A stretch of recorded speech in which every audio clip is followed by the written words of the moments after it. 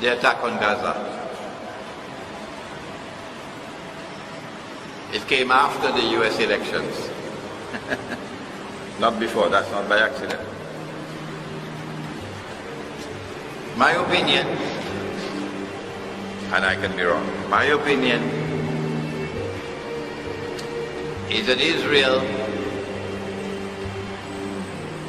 in order to prepare the way for Dajjal to rule over the Holy Land, has to cleanse the Holy Land, cleanse it of Arabs. The easiest part of the Holy Land to be cleansed of Arabs is Gaza.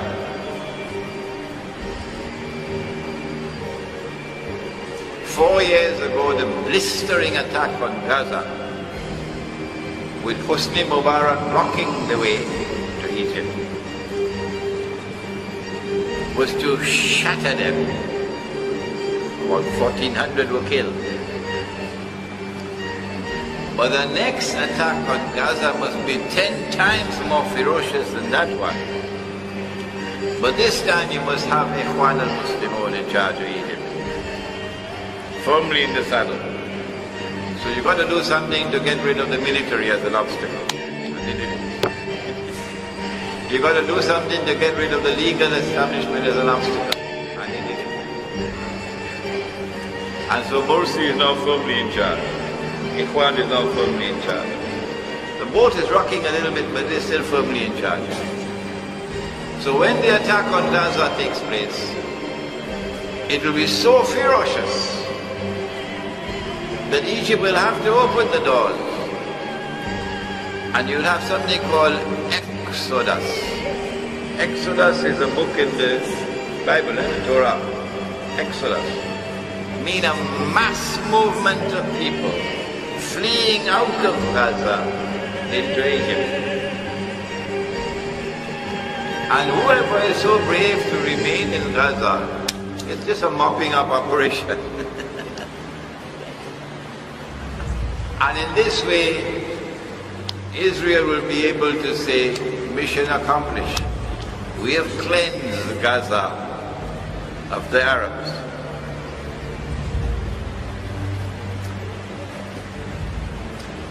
But there's also another agenda. I don't know which one comes first, or which will take priority over the other. And that is that because somebody rewrote the Torah, to put into the Torah that Al-Ardul Muqaddasa, the Holy Land, extends from the river of Egypt, which is the river Nile, to the river Euphrates, Quran. This is Al-Ardul Muqaddasa. Of course it's a lie. Of course it's false. But that's what it is. So if Dajjal is to rule over the Holy Land, the implication is that Israel will have to extend its territorial frontiers to take back Sinai and also to take physical control of the eastern delta from the river Egypt to the Red Sea, from the river Nile to the Red Sea. You need therefore to prepare the way for a big war with Egypt. And preparing the way for a big war with Egypt is getting rid of your favorite son, Hosni Mubarak, who served you for long enough, and putting Ikhwan in charge. And then forcing Ikhwan government in Egypt to support the Palestinians. And that support must continue to escalate until Israel can cry terrorism. And prepare the grounds for an attack on Egypt. When the attack on Egypt takes place, it will have to be not only from the air, but from the ground, because you need to seize land.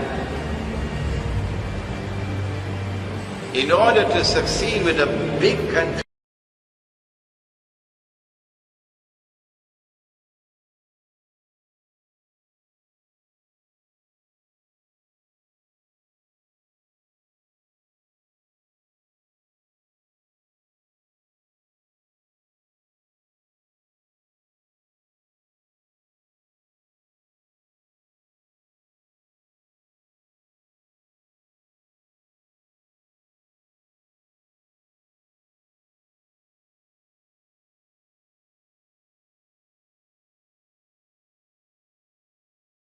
Egypt will be attacked from the east by Israel and from the west by NATO. From the north you will have a naval blockade and bombardment. And they're fishing in the south, in Sudan, South Sudan, to be able to make an attack from the south as well.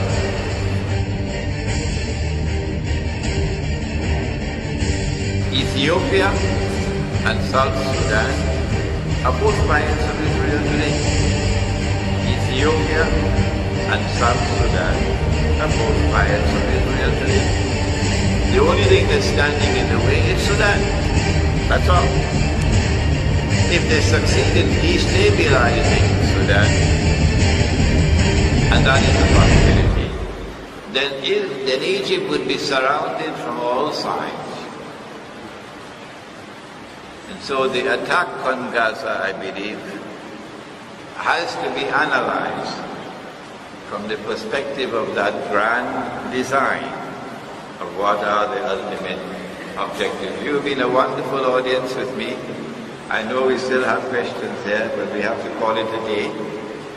Inshallah, we hope and pray that you'll find the time to listen to my lecture that I gave in the Riba conference, which is on YouTube, which will help you to understand more about the monetary system. ربنا تقبل منا إنك أنت السميع العليم وتب علينا يا مولانا إنك أنت التواب الرحيم برحمتك يا رب.